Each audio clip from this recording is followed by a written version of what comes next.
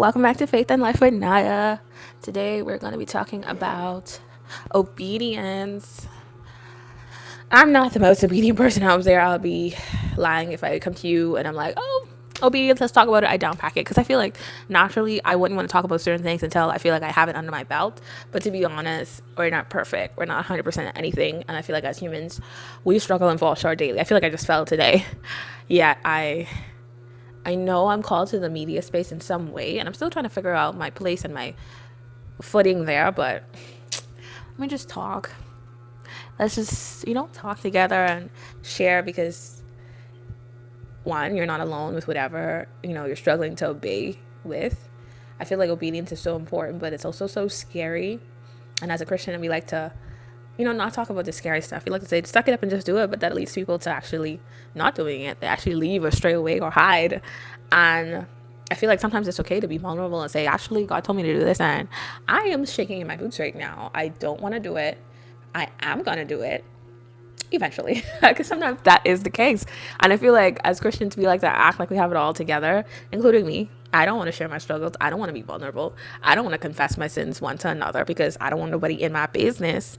And while I am an open book for the most part, I don't know. I feel like I've shared. I think this is where it came from, because we wouldn't want to do certain things because of what we think, like how we view a situation. For example, we view situations through the lens of which we've lived through. And that sounds so deep, but no, if I know I go to a certain park, and if I go to this park, there's a group of people that's waiting for me there to beat me up, I'm not going to go to that park. In fact, my view on parks is going to be different now. I'm not going to like parks very much. In fact, it might get to a stage where I don't like being outside.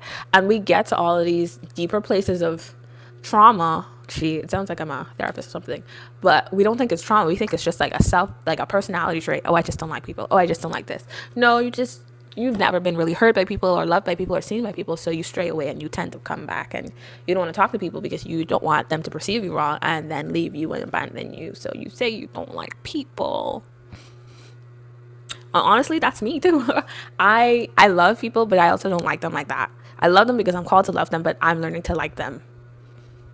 And I feel like because I know how I am, I know how others could be, and I'm like, yeah, no, I'd rather keep my distance because I know how flawed and annoying I am, so I can't imagine how annoying you are. And right now I'm just rambling because I feel like I need to get a video and then make a video, but obedience is so hard. But honestly, it's so rewarding at the same time. I don't want to just talk about how hard obedience is. I want to also let you know it's so rewarding. And it's true, I wouldn't have half of what I have now. I wouldn't be half of who I am now if I wasn't obedient. It's really crazy. And sometimes we feel like we don't hear God. We sometimes overthink, is it really him speaking or is it just me? And if you're being honest, you know the difference between you and God when you speak. Because when I speak, it's always selfish. It's always leaning towards what's most comfortable and what's most normal and what's most, not so scary. God, however, it's always going to be something out there. It's always going to be something stretching and challenging you to do something your flesh naturally would fight against. So that's one way to determine if you're hearing from God or you're hearing yourself, because naturally what self wants is selfish. So is it leaning towards something more selfish or something more God glorifying?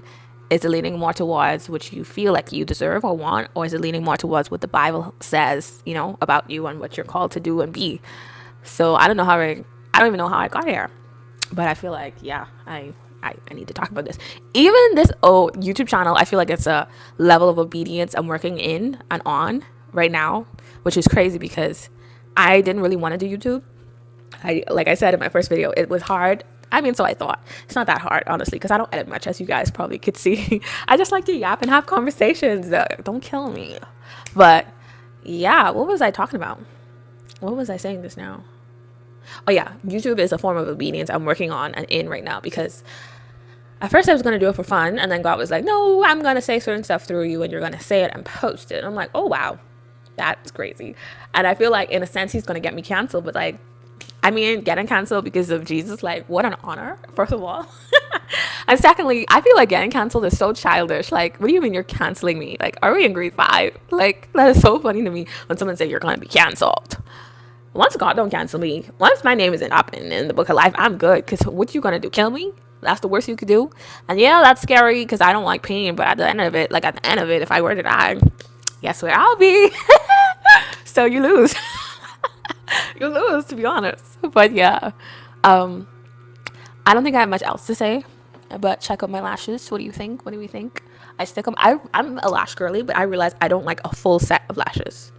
I like more of a cat eye look. So I've actually been just putting the lashes on the end, and I feel like it gives such a pretty look, a pretty snatched look. And I'm a red lip girly through and through. Fenty come through. Fenty, this is not sponsored. Not there yet. I don't think I could be sponsored. But let me don't say that because, yeah, I can be sponsored. I will be sponsored. And one day this platform and this videos will make me money. But until then, I'll be consistent. I'm going to do this as best as I can.